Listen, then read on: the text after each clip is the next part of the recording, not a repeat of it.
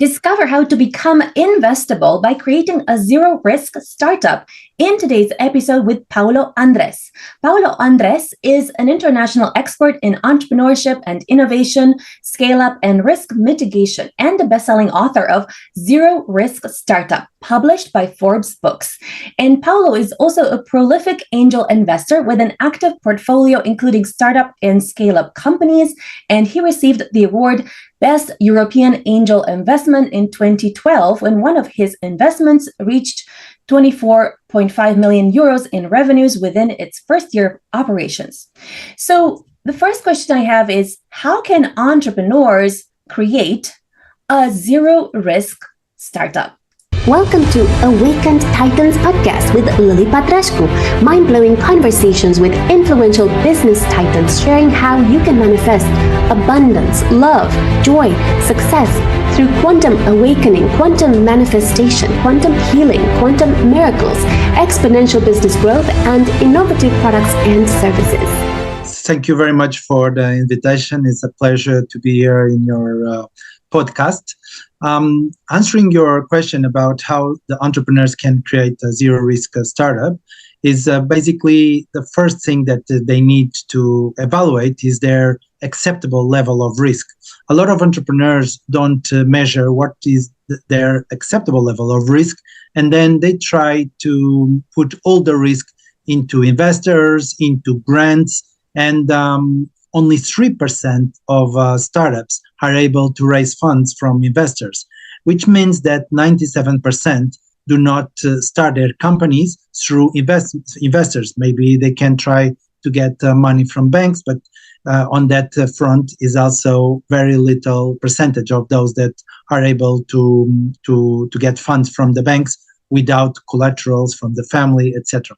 So entrepreneurs can mitigate the risk of their startups, and by mitigating the risk, the investors are willing to invest more money. There is a study from the European Business Angel Network where they surveyed more than 600 angel investors in Europe. And the question to those investors were, what were the reasons that you declined to invest in some of the startups? And a lot of entrepreneurs would expect there is not enough potential, or it's not a good project. No, the main reason is too much risk. 87% of the investors said that 87% of the projects that refused is not in paper, everything looks fine, but in reality, there are a lot of risks, and that's where the investors decided not to invest. Only 7% of the investors said that the deals didn't have enough potential. So this means that more than 90% of the projects presented to investors, in paper, they look great. And investors, if someone says, look, this will happen, the investors will invest. The problem is about risks. So by mitigating risks, entrepreneurs are able to increase their chances of fundraising. In terms of any company, in any project, there are basically 5 risks. And I talk about this in my book, which I call the MEF law, which is the risk of market. Is there a market for the product? How is the competition going to react?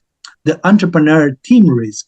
Is the entrepreneur and the team ready and they have all the skills to execute the project? Then we come to the financial risk. Is there enough money to the project, to deploy the project? Is the project dependent on one client or on a loan or a grant? Then we come to the legal risk. Does the company have all the certifications, all the authorizations, all the license to operate? How is the intellectual property protected? And then we come to the operational risk. Does the entrepreneur or the team know how to operate the business, or is something completely new for them, or it's an innovation and they don't know the outcome of the project? So these are the 5 risks that entrepreneurs need to mitigate. Thank you. Tell us more about product market fit. One of the problems that a lot of entrepreneurs, and Lily, you are very experienced and you know this, entrepreneurs focus on the solutions and say, oh, there is a problem in the market, and I have here the solution.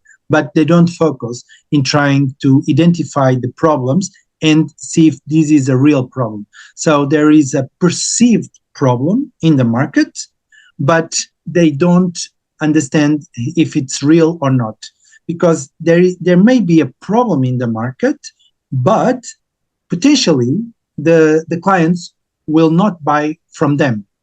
I've seen this many times. A lot of clients says to entrepreneurs, your product is better, your price is better, but if something goes wrong with me buying services from you, I will be liable because I have decided to award the contract to a startup. If I award the contract to an established company, if something goes wrong, I can put them in court and my position will not be jeopardized. So there are so many reasons why you can have the best product in the world, you can have the best team in the world, but if you don't have someone willing to pay for that, then your company will not survive.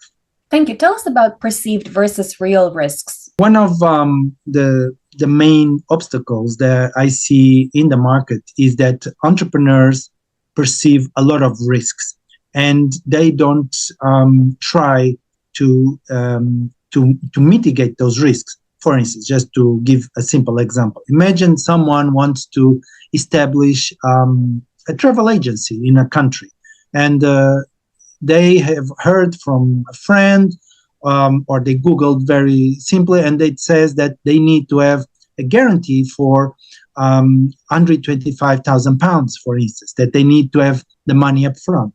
And they said, oh, I don't have this money, so I cannot start a company. But if they go and ask this entity that issues the license, the reality, maybe the entity says, okay, if your revenue around in 1 year is less than £100,000, then you need just £10,000 for a guarantee. And so they can start the business with just these £10,000.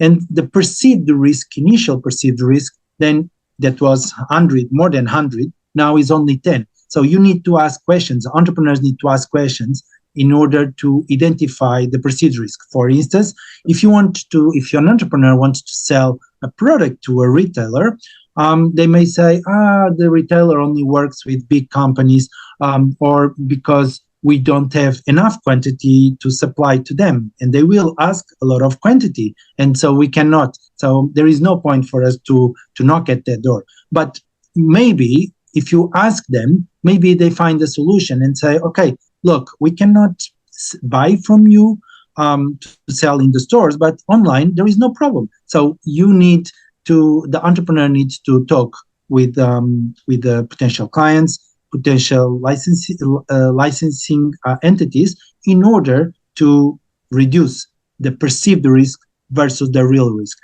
80% of the risks usually are perceived and are quite easy to mitigate. Thank you. What can entrepreneurs do to mitigate risks related to the market? Many things.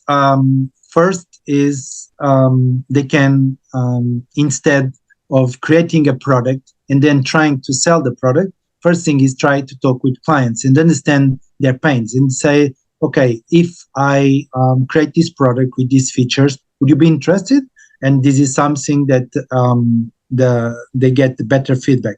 Best thing, of course, is to provide the product itself and to provide the services, and says to the clients, look, if you are not satisfied, then you don't need to buy my services.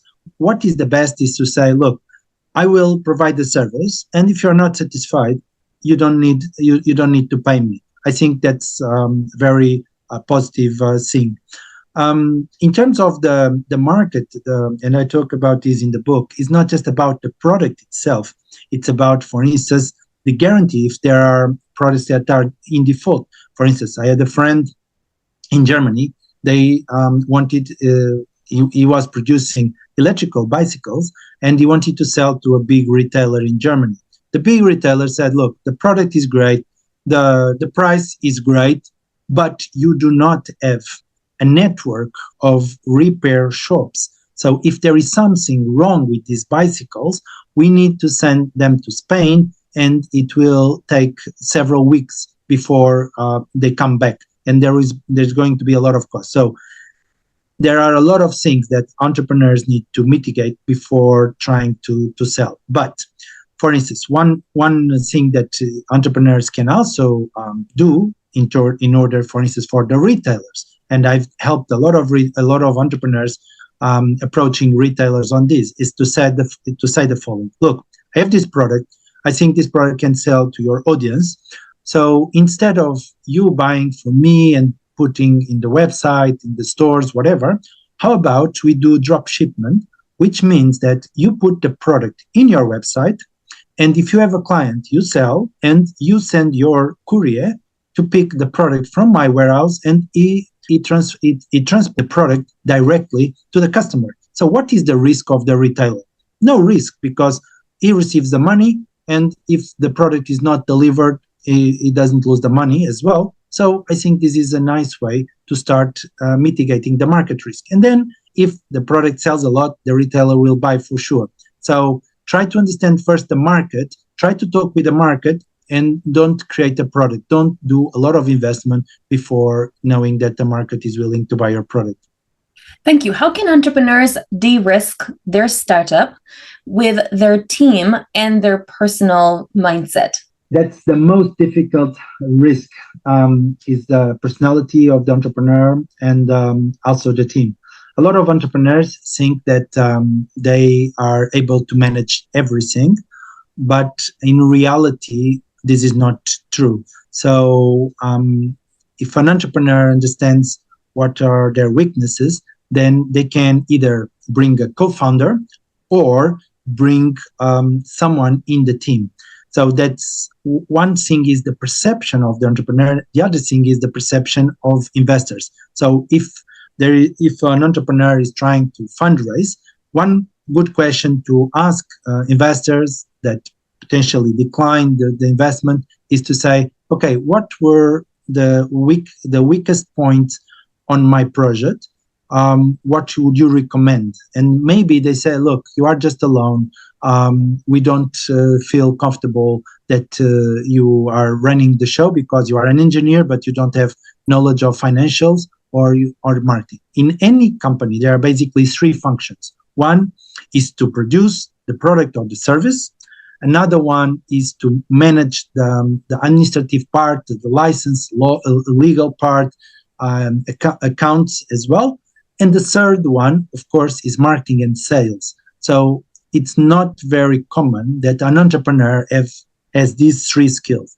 It doesn't mean that the entrepreneur needs to have a co-founder and give equity away, but he needs to hire people or needs to subcontract in the beginning some of these tasks. For instance, imagine an entrepreneur wants to build a factory. An entrepreneur never built a factory, but the factory will take, let's say, 6 months, 9 months, 1 year to be built.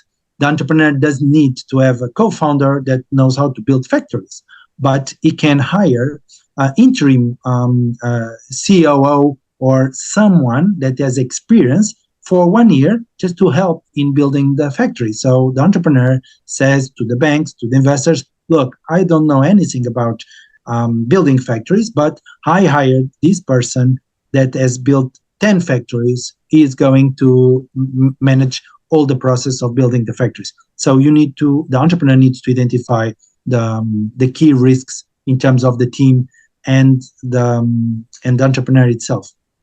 Thank you. What are some red flags entrepreneurs have in terms of their team or don't have that will put you off completely investing in them?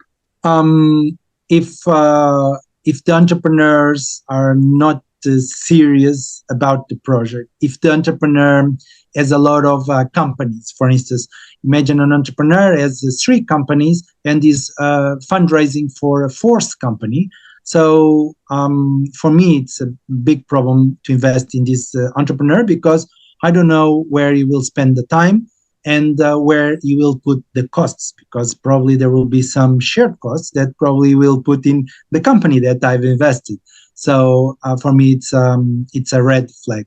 Another thing is if the entrepreneur has only family members working with him or with her, then it's a big problem as well, because they will try to protect themselves, and they will not tell me all the truth. So transparency, coachable are two key features that I appreciate a lot in entrepreneurs. Thank you. For startups that have only, let's say, a team of developers that came up with a unicorn potential product, and they don't have, let's say, a marketing team, would that be a red flag in terms of investing in them until they get a marketing department or some sort of high ticket or low ticket closers that can shift the product for them? I think it depends on, so the execution is everything. So if they explain how they think about executing the project, and it's reliable, for instance, they say, look, we have signed a strategic partnership with this company that is number one or number two in the market in terms of marketing these tools, or we have signed several sales agreements with distributors in several countries. So this shows that they will be able to reach the market because they will transform not business to consumer, not business to business, but business to business to business. So through people that will sell the product. So in that case, they need to be very good in producing the product. And in terms of sales, they don't need to be so excellent, because the sales will be executed by experienced people and people in the market. So that will not be a red flag. It will be a red flag if they say, we are just 5 engineers, and I, by the way, I'm an IT engineer as well, so I know what I'm talking about. And this is a fantastic product, and we will sell these around the world, but we don't have any idea how are we going to sell, because a lot of engineers think that if they have a good product, everyone will buy the product, and there is no need for marketing, there is no need for sales skills.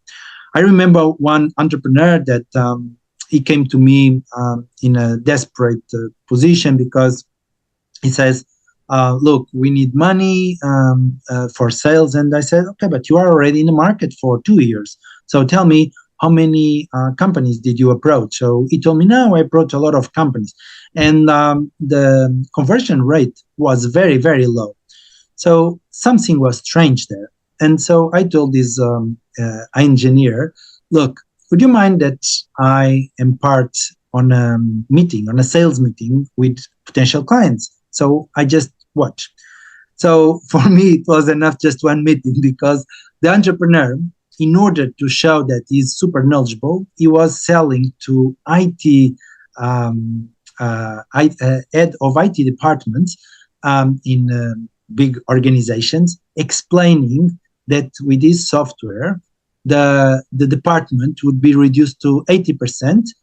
So 80% will become redundant, and including the head of IT department. So basically, this entrepreneur was threatening that if the head of IT department would buy the service, that the head of IT department job would be in risk. So there are a lot of things, and usually engineers are not good on sales and are not good trying to do marketing. I'm not saying that it's 100%. I know fantastic engineers that are great in marketing, but this is not the norm. So if you are an engineer, think about if you are good on sales. Thank you. So if you have, let's say, a team of developers that would like to get investment, they shouldn't consider trying to get investment until they get some sort of partnerships, until they make some sort of sales or some pre-orders of some sort, because otherwise they are going to be a big red flag for not having any sort of sales, any sort of marketing department that will put you off completely from investing in them. Is that right? I would say yes, but there are several ways to mitigate this risk. For instance, imagine that an entrepreneur is very confident that they have sales skills, and they will be able to to sell the product or the services. So instead of saying to the the investors, "Hey, we need 1 million pounds or dollars, whatever," they can say the following: "Look, we are engineers, and we understand that you are concerned that probably we will not be able to sell. We understand that, but we are very confident that we'll be able to sell because we have done this, that. Okay. But here is the deal. If we sell 1 million pounds in 6 months, or agreements 1 million pounds in 6 months, then we will show you that we are able to sell. Then your money will come in. So you don't need to risk. We just need your commitment that if we are able to sell this kind of product or service for this amount of money in this period, that you commit that you will invest in us." So this is a way to show that this is possible. Of course, another way is to to hire someone that has experience in sales, because this will bring a lot of confidence to the team. But if there is only some engineers that don't have experience in managing the company, because then it's not just about marketing, but about the financials, then they should subcontract at least these two areas to other people so that they can concentrate in building a great product. Thank you. What are the biggest mistakes and red flags you notice entrepreneurs do in terms of their finance? Usually entrepreneurs that they don't have any idea about the finance. One of the things that I see a lot is then they do annual cash flows. So, and by doing annual cash flows, and if the business is specific for a season, for instance, imagine that an entrepreneur has a business that will sell mainly, for instance, in November, December. So this means that during July, August, they need a lot of money to do stock, to do inventory, and then they will sell in November, December. So in terms of the business plan, this peak of cash flow needs doesn't show in the annual because they show that in the beginning they will have, let's say, 1 million, and in the end, in December, after the sales, they will have, let's say, 1.2 million. So in reality, they don't need money according to the business plan. And this is one of the biggest risks that they do. Another thing that they forget a lot is about the costs on social security, tax. Then they don't calculate that. So they just say, okay, I need for myself 100K, let's say, and they put 100K. But 100K net is not 100K cost to the company. So this is another issue. So I think they should always try to validate their assumptions with some accounting firm or some specialist in terms of the financials. Thank you. What are the best ways to mitigate legal risks? Look, one of for me, a big surprise is when I talk with entrepreneurs that are on the deep tech field and with technology, less than 1% present to me a freedom to operate statement. For me, this is a huge surprise. So they think that they are not infringing any patent, or they're not infringing any and that they can operate. So the first thing I would recommend to an entrepreneur is to talk with some attorneys that are experts in terms of intellectual property, freedom to operate, in order to get a freedom to operate, the freedom to operate statement. So this will enable them to know that they are not infringing any patent.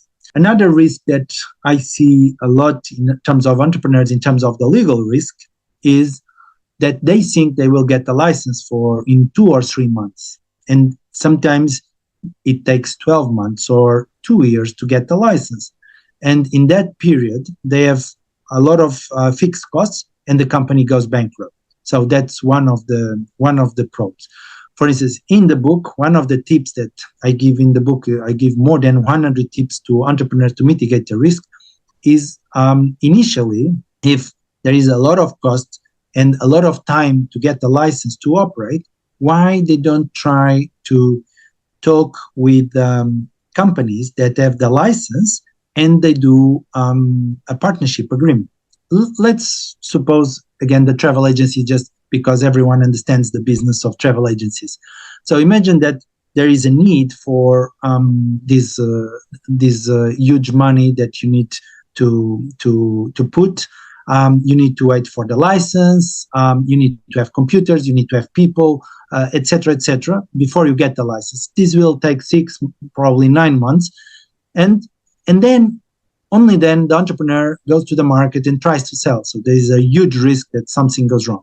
How about the entrepreneur approaches already an existing travel agency with a license that is not competing in the same market and tells this travel, I have this project in mind. I will create a website. I will try to get clients, but I will put operated by your name and under your license. So all the revenues will come to you, and then you take 15%, 20%, 10%, whatever, and then you send me the remaining money once I deliver the service. So what does the travel agency lose? The existing one established nothing. They will receive the money. If the service is not delivered, they will return the money back to the clients. There is not real risk. For the entrepreneur, what is the risk? Zero. If the entrepreneur starts tomorrow, because he can go to sites like capterra.com, software as a service of a travel agency, 24 hours, you have a fantastic website that you can receive money, you can start selling in 24 hours, and instead of waiting 9 months. After you have clients, after the entrepreneurs as clients, then they can ask for the license to operate. Another way to mitigate also this risk is to get the license first and then spend all the money in terms of the project itself. Thank you. Tell us some operational risks and how entrepreneurs can mitigate them. One of the biggest operational risks that happens is when entrepreneurs are trying to invent something that is new in the market. So they say, oh, with this device, we will save 30% of fuel or 30% of electricity in the households. And they don't have any certification or any independent entity that certifies this. And this brings a lot of uncertainty for clients, for investors, for banks, for lenders, and even for partners. So the best thing that this entrepreneur can do is to try to identify independent lab or university or institution that can do the tests with the product and then issue a certificate saying that the product really works as the entrepreneur, or says that there is a risk that after 1,000 hours of working, this piece will burn. So instead of plastic, you need to put something metal there. So this will give some confidence to partners, to investors, etc.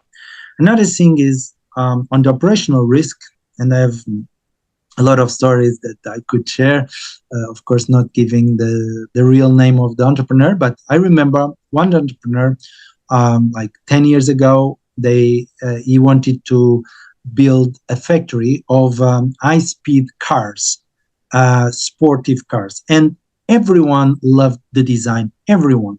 And I told the entrepreneur, look, I think clearly you have something that people are willing to buy, but there is a risk of execution in terms of the factory. If you build a factory, you don't know how to manage a factory, you have never done this. Why don't you subcontract someone else that has already a factory of cars, because there are a lot of small cars manufacturers that can produce your car. So you focus on marketing, design, and sales, and you subcontract. The entrepreneur didn't want, and there was a lot of execution risks there, and he didn't get the funding, and the project didn't follow up. So if there are some operational risks, try to subcontract, for instance, part of those areas that you are not good at least in the beginning, so that you focus on the key points of your project. If you do not have experience in a certain field, how about the entrepreneur gets some experience and works for someone else in that field, goes to another country and says, look, I have been there. For instance, one of the things that a lot of cooks do, they offer to work for free in 3 Michelin stars restaurants around the world, so that they get the reputation, they get the knowledge, and then when they want to open a restaurant, they can say, hey, I've been working there and I've learned a lot. So they have got the experience, and it mitigates the operational risk. Thank you. Tell us where entrepreneurs can go if they want to receive investment from you or your network of angel investors, or if they simply want to buy your book. I mean, if they want to buy the book, they can go to Amazon and a lot of websites, or go to any bookshop, because the bookshops, if they don't have the book, they can order the book. So Zero Risk Startup, you just Google Zero Risk Startup, but probably the easiest one is Amazon.com or .co.uk, or around the world, Amazon is selling the book. In terms of investment, they can go to pauloandrez.com and contact me through the website. But please come with some risks mitigated. Don't come just with a PowerPoint with some ideas, because I will probably don't take this serious. Thank you. Follow us for more interviews with world's most influential business titans, providing you with the insights to awaken to your full potential, so you can get paid to be yourself, find true happiness, and manifest anything you desire.